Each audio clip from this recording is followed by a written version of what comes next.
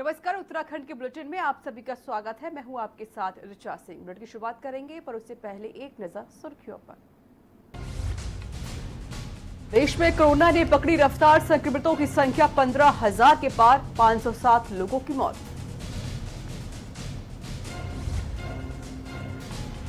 कारोबारी ने एक सैनिटाइजर टनल कराया, स्थापित बसों, ट्रकों और कारों को सैनिटाइज करने को टनल लगाया। टनल में दोनों तरह 3-3 स्प्रे ड्रम बनाए गए। कोरोना संकट में पुलिस का भी अहम रोल, पुलिस के सराहनीय कार्यों की लोग कर रहे प्रशंसा। वृद्ध मां ने पुलिस कर्मचारी की उतारी आरती। युवतियों ने 500 से अधिक मास्क किए तैयार, घर घर जाकर लोगों को किया मास्क वितरण, सामाजिक दूरी बनाकर कार्य करने की अपील की। डीएम की अध्यक्षता में क्रय समिति की बैठक, कोरोना संकट को लेकर बैठक में हुई चर्चा, चिकित्सा सामग्री का क्रय किए जाने का निर्णय लिया।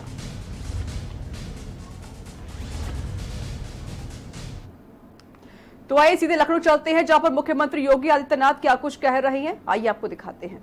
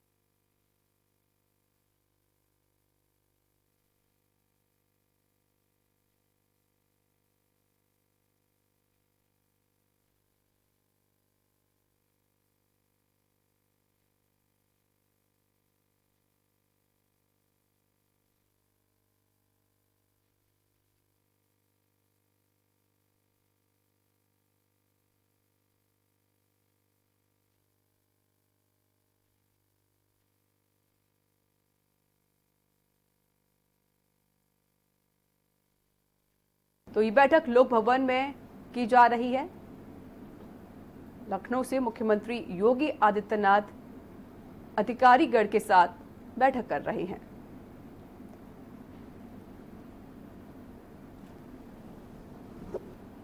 तो जिस तरीके से कोरोना वायरस का कहर लगातार बढ़ता जा रहा है और अब भारत में इसकी जो संख्या है वो 15,000 को क्रॉस भी कर चुकी है और 507 लोगों की मौत भी हो चुकी है कोरोना वायरस से। उसी को लेकर मुख्यमंत्री योगी आदित्यनाथ बैठक कर रहे हैं, क्योंकि उत्तर प्रदेश में लगातार कोरोना वायरस के जो संक्रमित लोग हैं उसमें इजाफा होता जा रहा है, उसकी संख्या बढ़ती जा रही है। तो किस तरीके की सावधानी बरतनी होगी, कोरोना वायरस से कैसे निपटना होगा, जो असहाय लोग हैं, बेसहारा हैं, उनकी किस तरीके से मदद की जाए, दिहाड़ी मजदूरों की किस तरीके से मदद की जाए, क्योंकि जो दिहाड़ी मजदूर होते हैं वो रोज कमाते हैं और तभी अपने परिवार का पालन पोषण करते हैं। तो लॉकडाउन के चलते सारे काम बंद हो चुके हैं। तो उसी के मद्देनजर मुख्यमंत्री योगी आदित्यनाथ लगातार बेसहारा लोगों की मदद करते रहते हैं।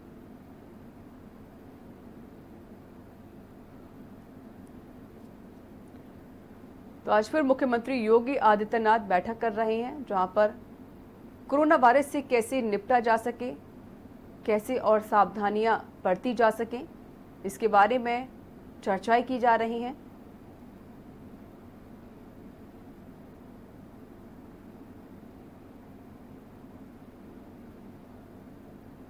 टीम 11 के साथ मुख्यमंत्री योगी आदित्यनाथ मीटिंग कर रहे हैं।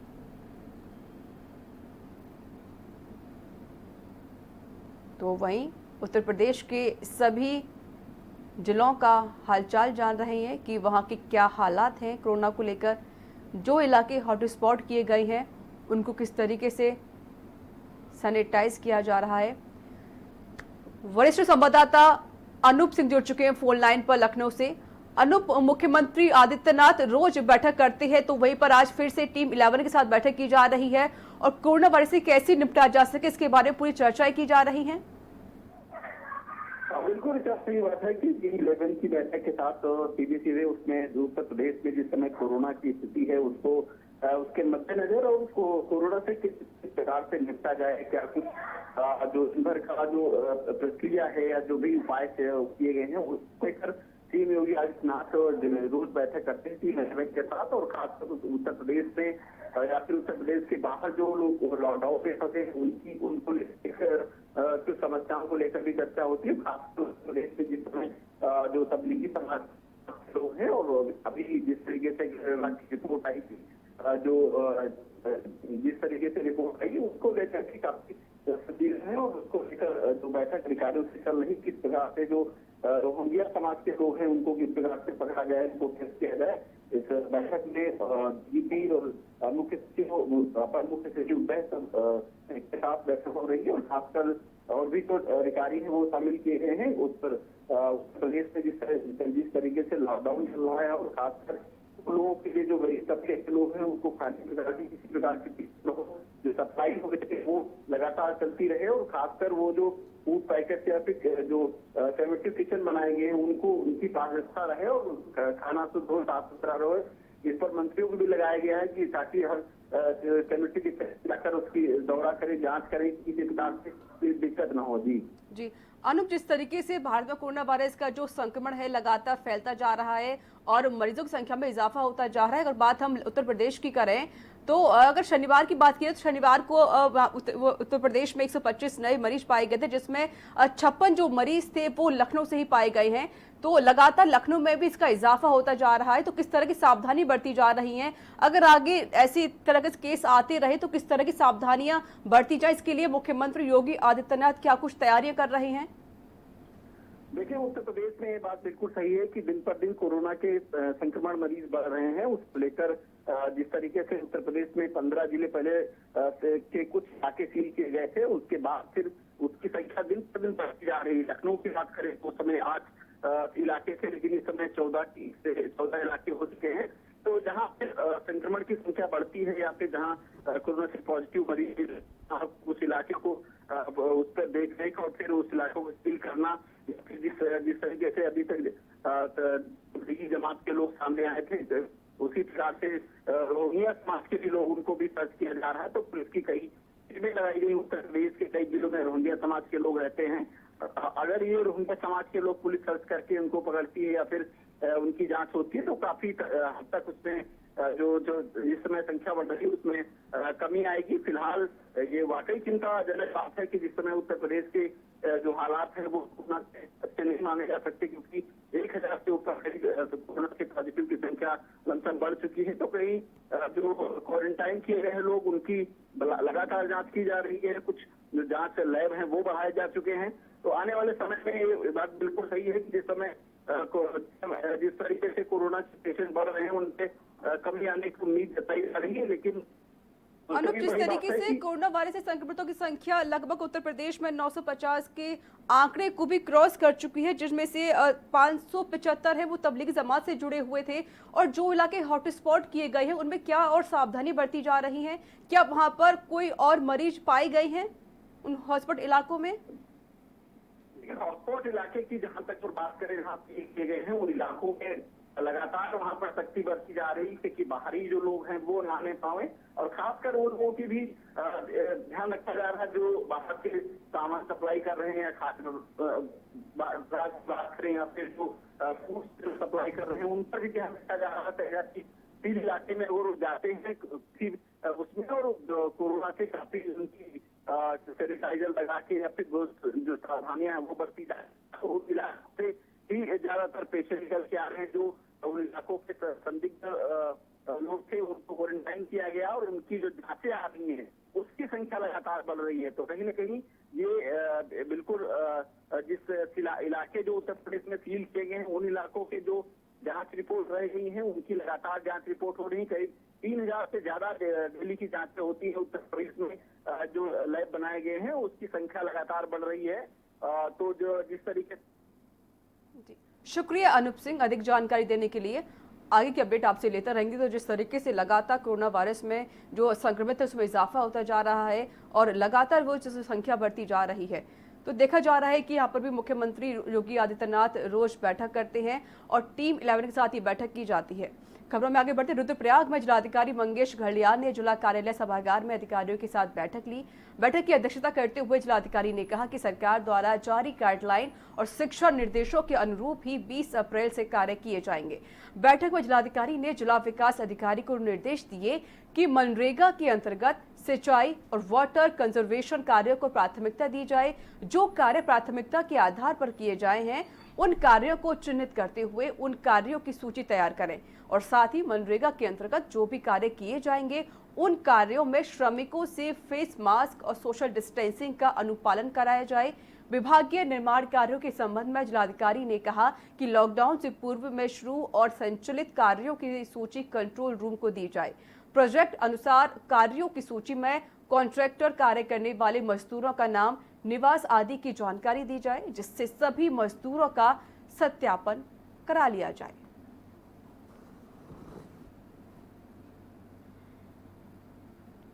कोरोना वायरस के मद्देनजर जनपद में आवश्यक चिकित्सा सामग्री और उपकरण क्रय किए जाने हेतु जिला स्तर पर एक क्रय समिति का गठन किया गया है।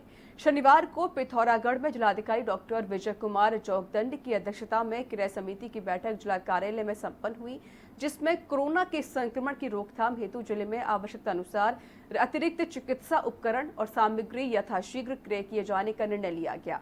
जिलाधिकारी ने मुख्य चिकित्सा अधिकारी को निर्देश दिए कि जिस भी चिकित्सा सामग्री की तत्कालिक आवश्यकता है उसे क्रय किए जाने हेतु अकाल्पनिक टेंडर आमंत्रित कर जिस फर्म के दर समिति द्वारा स्वीकृत किए जाते हैं उससे तत्काल सामग्री की आपूर्ति कर ली जाए। जो भी सामग्री हो उसकी गुणवत्ता का विशेष ध्यान रखा जाए और फर्म के माध्यम के सामग्री की आपूर्ति पर सप्ताह से कम समय हो जाए, इससे भी सुनिश्चित कर लिया जाए।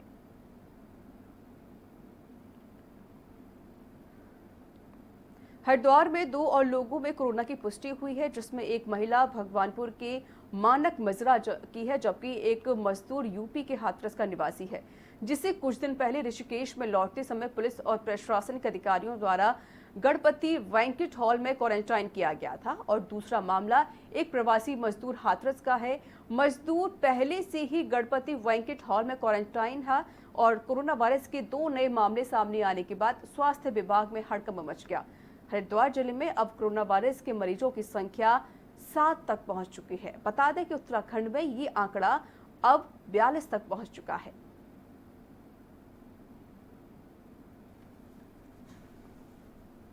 एक तो यहीं पर भर्ती हमारे यहाँ 18 साल का मजदूर है जो ऋषिकेश से आ रहा था, बॉर्डर क्रॉस कर रहा था, तो पुलिस ने गणपति में भर्ती कर दिया था। सिम्टम आने पर हमारे यहाँ भर्ती हुआ था 15 तारीख को, जिसकी रिपोर्ट आज आई है अभी जो पॉजिटिव आई है। और दूसरा मानिक माजरा का ही केस है, दूसरा जो भगवानपुर का जो पॉजिटिव केस आया था उसी के संबंध में है। जो एक महिला है और उसका रिपोर्ट पॉजिटिव आई है। और यहाँ वक्त एक छोटे से ब्रेक का हो चला है। ब्रेक के बाद जल्द हाजिर होंगे।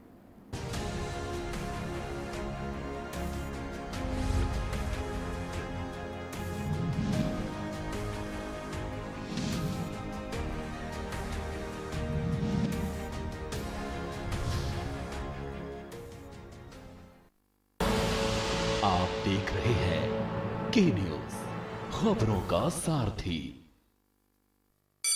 Mount Litra Z School, Unnao, #1 in academics, #1 in sports, best teachers, best result, smart classroom, best transport facility, world class infrastructure के साथ Mount Litra Z School, Unnao।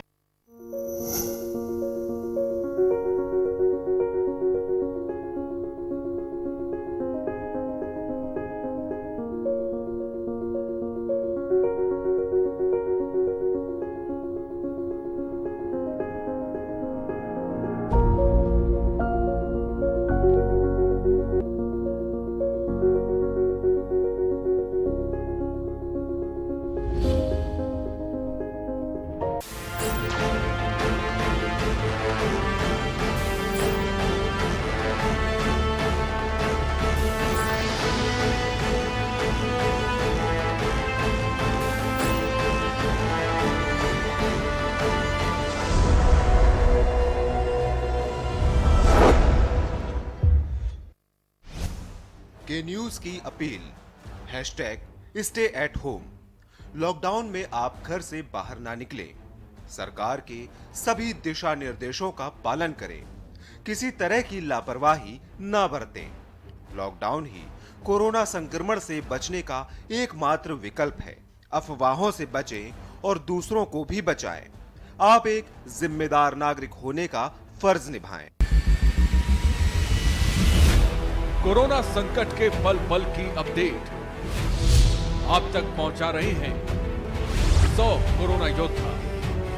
Junaid Ahmad, Sanjay Vishwakarma, Aamir रजा, मोहित कश्यप, मुकेश कुमार, संदीप शर्मा, संदीप गुप्ता, आलोक मिश्रा, कृष्णा, जहीर अहमद, सिद्धार्थ प्रताप सिंह, दिलदार खान, वरुण शर्मा, गोपाल वर्णवाल, सैयद सभी Abbas, Arjun Dev Varshney, Amit Kumar. News India.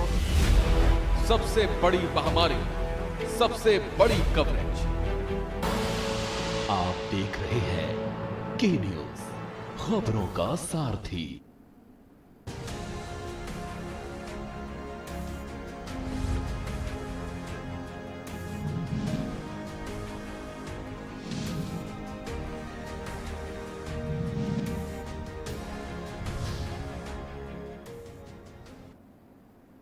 Break के बाद एक बार फिर से आप सभी का स्वागत है। खबरों में आगे बढ़ते हैं। कोरोना वायरस के चलते जहां देश भर में लॉकडाउन लगाया हुआ है, तो वहीं ऐसे में समाजसेवी लोग जरूरतमंदों की मदद कर देश हित में समाज सेवा कर रहे हैं। कोई लोगों को खाना बांट रहा है, तो कोई जरूरतमंदों की जरूरत को पूरा करने के लिए दिन रात एक किए हुए है। रुड़की में भी शहर के कारोबारी विश्वकर्मा और सुमित कश्यप ने देश हित में एक सैनिटाइज टनल स्थापित कर आने वाली बसों, ट्रकों और कारों को सैनिटाइज करने के मकसद से रुड़की रोडवेज पर टनल लगाया है। इस टनल में दोनों तरह 3-3 स्प्रे ड्रम लगाए गए हैं, जो वाहनों को पूरी तरीके से सैनिटाइज करेंगे। बताया गया है कि लॉकडाउन समाप्त होने के बाद रोडवेज की बसों को भी इस टनल के माध्यम से सैनिटाइज कर रूट पर भेजा जाएगा। कारोबारी ने बताया, कोरोना से बनी इस संकट की घड़ी में हर कोई योगदान दे रहा है। उनकी तरफ से भी देश हित में छोटी सी पहल की गई है।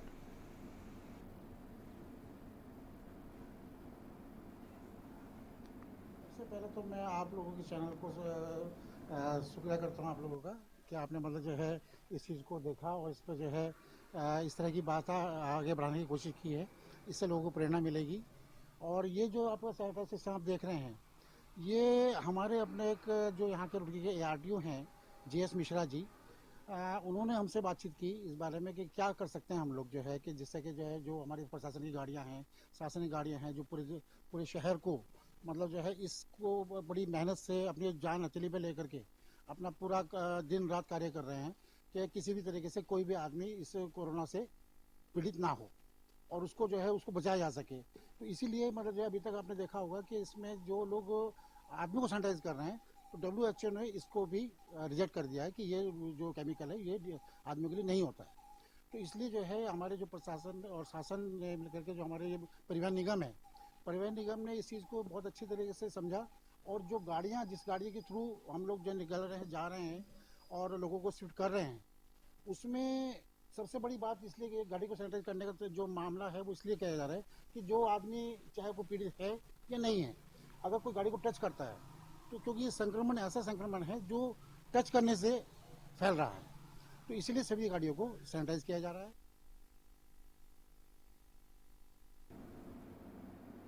नेहरू युवा केंद्र पिथौरागढ़ और युवा कल्याण विभाग के द्वारा युवक और महिला मंगल दलों ने युवा स्वयंसेवकों के माध्यम से लगातार कोरोना वायरस के प्रति गांव-गांव जाकर लोगों को लॉकडाउन में घर में रहने और सैनिटाइजर, मास्क आदि के प्रयोग के बारे में बताते हुए सामाजिक दूरी का पालन करने की जानकारी देकर जागरूक किया गया जा रहा है।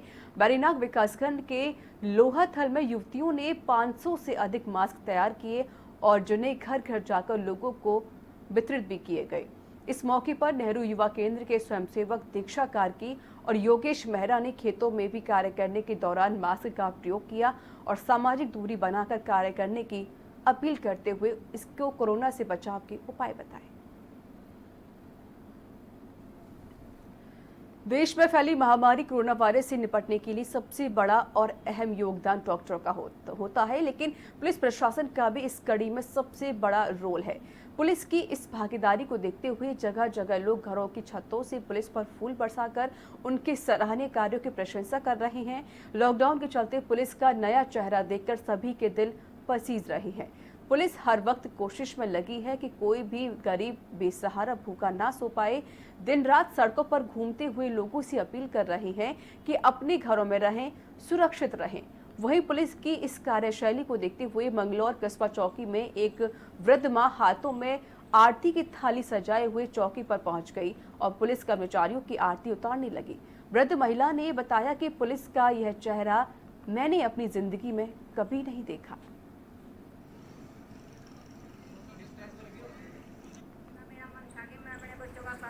मेरे भाई भी हैं, भांजे भी हैं, मेरे बेटे भी हैं। बहुत अच्छा लगा, मेरा मन था मैं इनकी किसी तरह स्वागत करूं, मेरा मन था स्वागत करने के लिए आई थी। तो बहुत अच्छा लगा कि बहुत अच्छी ढंग से सेवा कर रहे हैं, बहुत अच्छा सम्मान कर रहे हैं और सबकी सेवा कर रहे हैं, सब बच्चों की। दिनेशपुर के भूखसोरा गांव में शॉर्ट सर्किट से आग लग गई। शॉर्ट सर्किट से लगी आग से 2 एकड़ गेहूं की फसल जलकर राख हो गई। ग्रामीणों के द्वारा आग बुझाने के बाद पहुंची दमकल की गाड़ी किसानों का हजारों रुपए का नुकसान हो गया। किसान परिवार शासन प्रशासन से मुआवजे की मांग कर रहा है। एक तरफ वैश्विक महामारी कोरोना से लोगों को काफी दिक्कतें हो रही हैं, वहीं किसान वर्ग के लोगों को काफी दिक्कतें झेलनी पड़ रही हैं। लॉकडाउन के चलते आम लोगों का जीवन अस्त व्यस्त हो गया है। वहीं खास तौर पे गरीब किसानों को काफी दिक्कतों का सामना करना पड़ रहा है। मैं इस वक्त खड़ा हूं उधम सिंह नगर के भूखसोरा में, जहां पर हमारे साथ कुछ किसान मौजूद हैं। इनसे जानना चाहेंगे जो आज सुबह एक घटना हुई है, उनके फसलों में आग लगी है, तो क्या कुछ नुकसान हुआ है? तो सर ये बताइए कि कितनी जमीन थी आपको, क्या कुछ नुकसान हुआ है आपका? हमारी जमीन 2.5 एकड़ थी, उसमें आग लगी है सुबह 5 बजे। तो ये बताइए इस सूचना को लेकर के आपने प्रशासन के किसी अधिकारियों से संपर्क साधने की कोशिश की? मैं थाने में फ़ोन किया था, उसके बाद पुलिस आई है, 1-1.5 घंटे के बाद आई है, फोटो लेके चली गई है। उसके बाद अभी कोई कुछ नहीं हुआ। जैसा कि इनका कहना है कि लॉकडाउन में इनको व्यापक रूप से व्यवस्था नहीं मिल पा रही है, तो हमारे साथ पूर्व प्रधान जी इस गांव के मौजूद हैं। इनसे जानना चाहेंगे कि किस तरह की स्थिति यहां पर बनी हुई है। तो आप जानना चाहेंगे कि ये जो घटना हुई किस तरीके से हुई है, ये बताइए।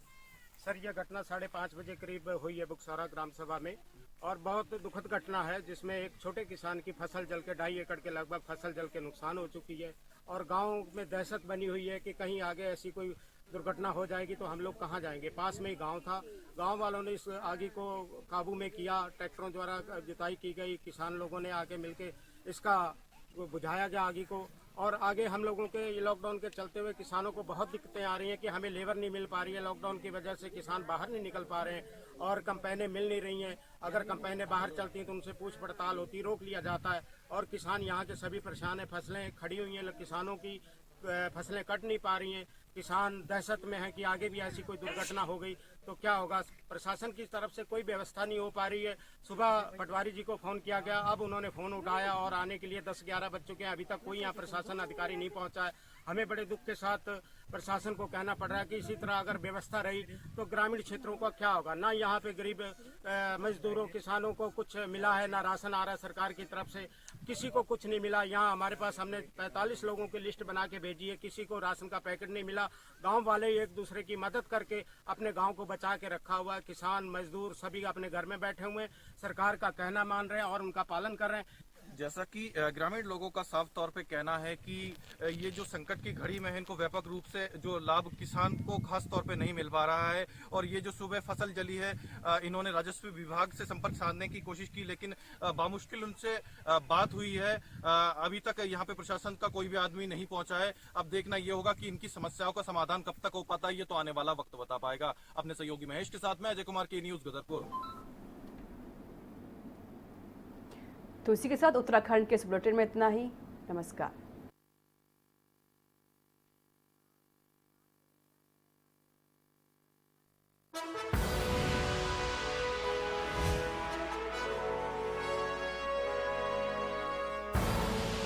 आप देख रहे हैं के न्यूज, खबरों का साथ।